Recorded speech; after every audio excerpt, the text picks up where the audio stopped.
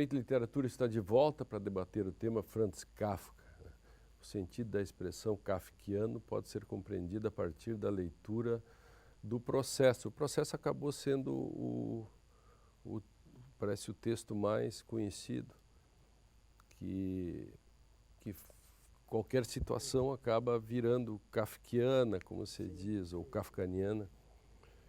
E isso tem a ver, para mim, nas minhas leituras de Kafka, tem a ver com o sujeito da modernidade, né? Digamos, o Kafka é um moderno, enfim, na acepção da palavra, como Shakespeare também foi. E o protagonismo do modo como o homem vira suco. Claro, e esses textos são todos eles, a maior parte deles ali da década de 20, né? Entre os anos 1910 e 1900, pelo menos esse que a gente trouxe, entre 1910 e 1920. 14, que é justamente, né, no auge os anos de ouro, né, do século XX, onde tem aí tantos outros textos que mostram essa modernidade da qual o Lênin falava. Né? Nós temos, na verdade, aí 3 grandes escritores, né, que vão ser Kafka, Proust e Joyce, né, desse período, e que disputam espaço na literatura enquanto cânone da literatura ocidental do início do século XX. Agora, nós encontramos em Kafka uma peculiaridade que nós não vamos encontrar nos outros, que é uma ruptura completa com a tradição, né? Porque ele vai escrever uma narrativa que trabalha com eventos insólitos, que antes se manifestavam naquilo que se chama de literatura fantástica, tradicional, onde vem tudo muito bem, tudo normal, e de repente aparece um evento insólito, um evento sobrenatural, e o fantástico emerge daí. Mas isso não acontece em Kafka. Em Kafka, o insólito é pressuposto. O insólito não surge. Ele já está dado. É natural. Exato. Ele faz parte da vida. Mas há uma mescla muito interessante, penso eu, usando o gancho que o Lênin propôs, de se pensar que as narrativas dele, há um choque, há uma condição de choque sempre do insólito, porque, penso eu, o Günther Anders flerta com essa hipótese, né? Tu tem uma exatidão extrema, a descrição do Odradek é uma exatidão extrema. E mesmo assim não exatamente. E uma nada. irrealidade também extrema. É uma exatidão extrema numa descrição perfeita. E ele trabalha com o alemão, é um judeu, polonês que escreve em alemão, ou seja, a condição do estranhamento universal. Essa condição do personagem do homem moderno é a condição do estranhamento universal. Portanto, Nesse do Odradek é curioso o seguinte, tudo é para definir o Odradek. Então ele começa com a questão da origem do termo etimológica. Vai para um lado, vai pelo outro lado, diz não. Aí ele diz, bom, vou tentar então descrever. Faz uma descrição, parece um carretel, tem uma estrela, uma pé, também não diz muito.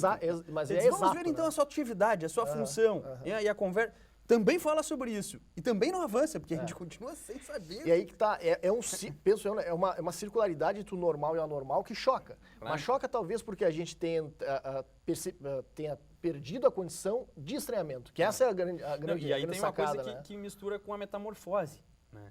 Porque a gente ressignifica o humano a partir desse objeto que é o Odradek. Claro, e no outro é um inseto. Né? No inseto... E vê que o Odradek tem uma passagem sensacional, que ele diz que ele tem o respirar de farfalhar de folhas caídas. Isso. Exatamente a expressão que é no original. O farfalhar de folhas caídas, ou seja, uma respiração seca. De quem não tem linguagem.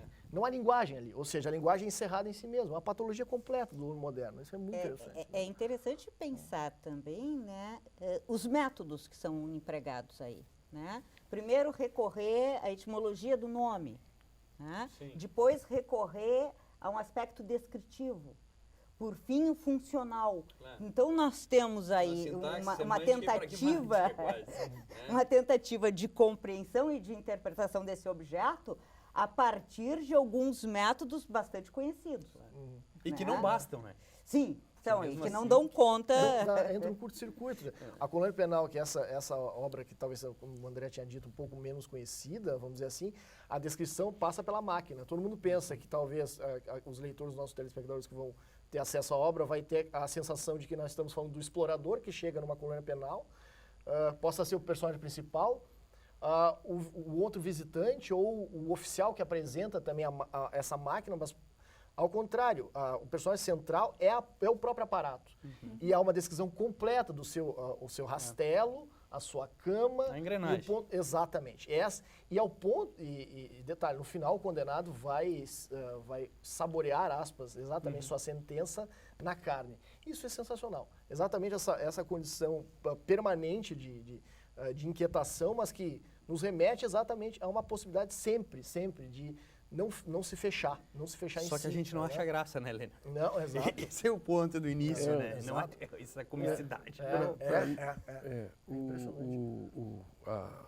Essa questão do sujeito da modernidade, que é um dos meus pratos principais, meus temas, e que eu sempre vejo Kafka ser o cara que consegue trabalhar isso bem, porque kafkiano, para mim, é exatamente o próprio sujeito da modernidade. Ele, em si mesmado, ele pode não ser para ele mesmo, porque ele está ensimesmado. Mas como ele é ensimesmado, a soma dos ensimesmamentos acaba gerando algo que você nunca sabe.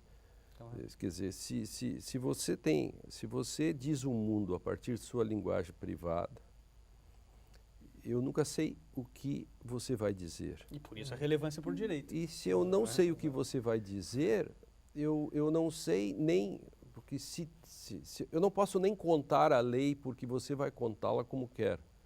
Eu não posso exigir que uma estrutura, mesmo burocrática, me proteja se ela, a burocracia mesmo, depende não da burocracia, mas sim do cara que manipula ela. Esse agente. Claro. Esse agente, que é o... Então, todo tempo, acho que é uma denúncia nesse sentido desse sujeito, que por isso que o processo acaba virando aquilo. E se você trazer hoje o que é um processo? Exato.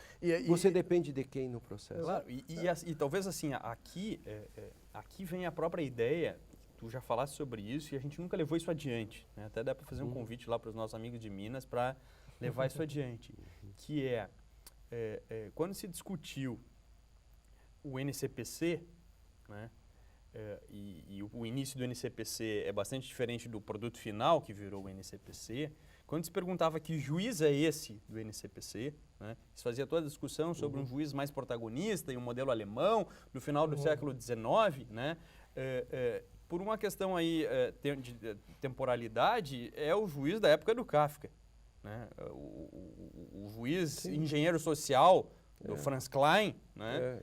É o juiz que pode ser o juiz subentendido do processo, ou do modo como funciona o processo. O Klein não era o ministro na época, quando o Kelsen escreve isso. Pois é. Então tem esse pano de fundo exato, que é o mesmo ambiente. Veja que o ambiente é o Império Austro-Húngaro. Né? Então ele está falando dessa burocracia e ele trabalhou numa companhia de seguros de trabalho, né?